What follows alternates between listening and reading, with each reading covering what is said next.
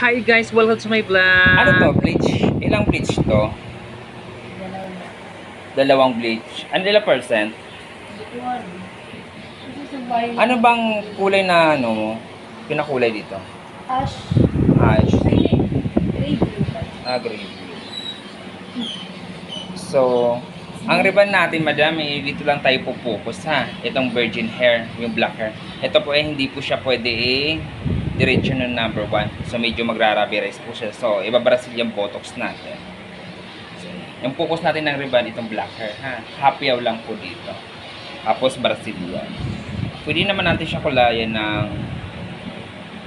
para siyang bland, purple, parang pa-purple ash. Gusto mo yung ganon? Para hindi siya dilaw na dilaw. Gano'n kasi bumalik agad, parang tinalo. Alin? Dalawang patong kasi itong kulay. Sa dalawang color. Ang ash green kasi, madam, hindi siya permanent color talaga. Kailangan mo, kung gusto mo ma-maintain yun, kailangan mo bumili ng purple shop. So, yan yung buhok mo.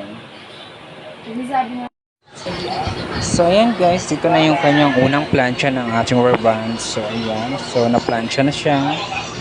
Tapos, kukulayan na rin natin siya kasi medyo black na yung hair niya. So, yung pukulay ko lang sa kanya is medium black, medium ash blonde. So, ayan guys. So, ito na yung kanyang final look. So, medyo nag-brown lang yung taas. Gawa kasi sobrang black ng kanyang hair.